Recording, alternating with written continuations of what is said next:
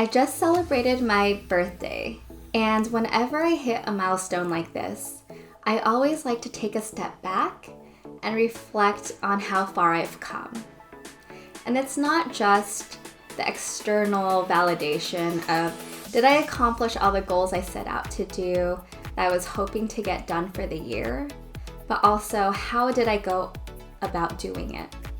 What was the impact that I left on other people, with myself?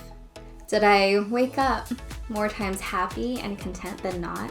Was I present often for my family and for my kids? Did I help other people? Did I build new relationships or deepen them?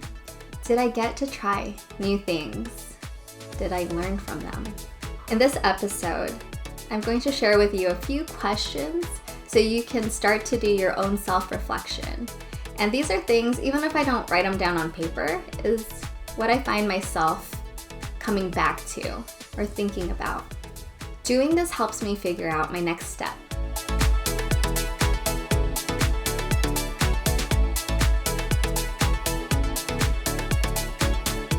Hi, I'm Leah Fetterhoff, a user experience designer, writer, and life strategist. I want to inspire you to thrive in work and life.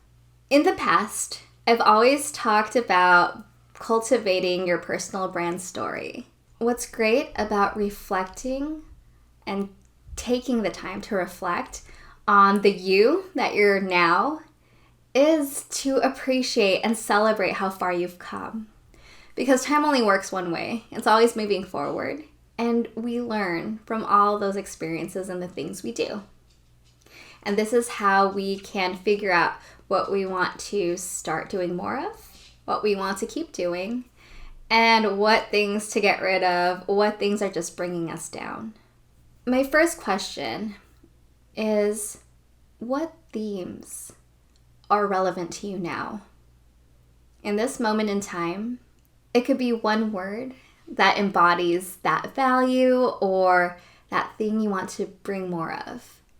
Right? In the past, for me, this has been exploration, it has been thriving, it has been learning and growing. Any of these are moments or seasons in time that I like to think about as something I'm setting out the intention to do. And as long as I still resonate with that and feel that way, it provides me a pathway to kind of get over the fear whenever I feel it and engage with myself that it is something that I want to try and I shouldn't hold myself back. A lot of our fear is based on mindset. So how do you get over that fear that lives in here, right? I find myself always putting myself in situations that carry that fear. But what I always also remember is after doing that super hard thing, no matter how it turned out, I'm glad I did it. I've talked in past videos about just getting over that hurdle will help you so much because it teaches you. After that first time, there's never going to be a first time again. Once you do that thing, it becomes less scary. You know what to expect. I was at a pumpkin patch or a pumpkin farm with my family today, and my daughter seemed excited to ride the train there, but she's never been on it before. So what ended up happening was as we were waiting in line for it, she started to get scared. And I did what I could to make sure she felt safe. I said, I'll sit next to you, you can sit on my lap, and you can close your eyes if you want.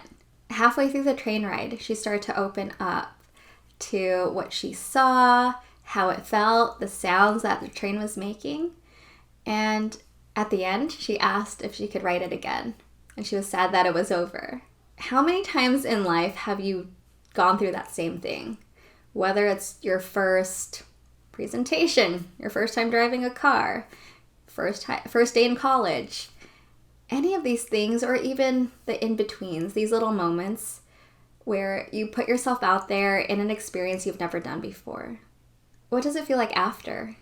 Once again, once you have that experience, you can make a decision or make a call. What parts of it were comfortable, that brought you energy, and what parts would you not want to do again, and why? right? And really digging into that. What impact did that experience have on you? What would you tell other people who haven't gone through that experience yet, right? You become an expert at this one little thing just by having done something. Has this happened to you recently? Leave me a comment below or tag me on Instagram at Swishie Official, because I'd love to hear what situation were you in that you learned or grew from. My next question is this: what season of life are you in? I think of life as seasons, not just, fall, winter, spring, or summer, but also there are times where you feel like you want to grow or learn or need to do something new. There are other times when you need to relax and just let go of things. Let go of the things you can't control and accept life full on. Other times you get activated, and I don't like using the word hustle, but like hustling in a good way, or getting things to happen, right? And each of these seasons could be weeks, right? Or it could be a whole year or several years. And it's kind of knowing that life ebbs and flows.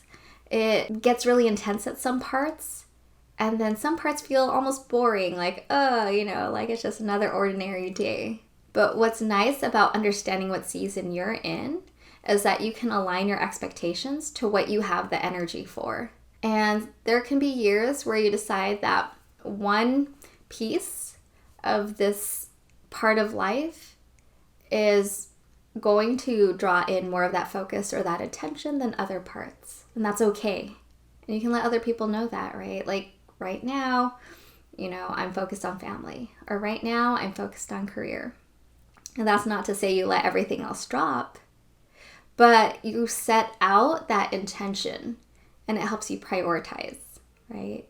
When you decide to go back to school, whether it's for a class or a certificate or something like that, right? You're setting the intention that for the next, few months, few years, you're going to devote a lot of your time to this topic. And then when you're done with that, right, you can pick something else up. Or you can be realistic about how many new things you can pick up at the same time, where you want to keep your focus. And that's totally okay too. So what would you say is the season of your life right now that you're in? Once again, leave me a comment below. I'd love to hear it. A few more questions. Once again, it's not about what you've accomplished, but if you've accomplished something this year that's been on your bucket list for a while or weighing on your mind, now is the time to celebrate it. I was talking to my coach the other week, and as I was going through some of the things that I recently accomplished, she realized and had me pause because she caught on to my energy that I didn't take the time to really celebrate it and be fully with it. So take this as a reminder from me to you. Celebrate those wins. Celebrate those successes. Let it feel good just for the sake of feeling good. Have your goals changed? Do you find yourself entering a new season of life? Do you find that other things are more important than things that you thought were important in the past? How does that change how you're going to start approaching life now? How aligned are you with life in this moment? What would the you 10 years ago be proud of now that you are where you are? Have you become more of that person that you wanted to be? Are you living more fully? Are you present? What are those things in life where you can appreciate deeper now, that you can cultivate because you've had those past experiences? What are some things you still want to try, right? How are you going to challenge yourself or excite yourself or motivate yourself for things to come? And these aren't always going to be tangible answers, but rather those feelings. If you know something is uneasy inside you, how are you going to start tapping into that, going deeper with it? How do you keep being more and more of your authentic self in the world? What are the things that are bringing you down? And how might you go about not letting them bring you down anymore? Right? How do you find those opportunities? So in summary, when I ask myself these questions, some things I already know, right? They're in the back of my mind. I kind of understand from how I feel what things are working. But I also know that there is an opportunity to do even more of those things that are working, or to stop doing the things that don't. And those are the things my mind goes to when I start just sitting here and I'm like, ooh, I'm really dreading fill in the blank. So what is something, based on these self-reflection questions, that you're going to keep doing? What are you going to start doing more of? And what are you going to stop? Hopefully this gives you a little bit more clarity on some questions you can ask yourself to reflect. And you don't have to wait till a birthday milestone or a new year to do this. But keep checking in with yourself, right? It becomes a habit the more times you do it. So this is a friendly reminder to take that time. Well, that's all I have for today. So if you enjoyed this episode, subscribe and share with friends. And if you want more resources to thrive in work and life, check out swishie.com or sign up for my newsletter. Also, if you're a woman of color seeking a like-minded community, check out my private Facebook group. That's all I have for you today. Thanks for watching and see you next time.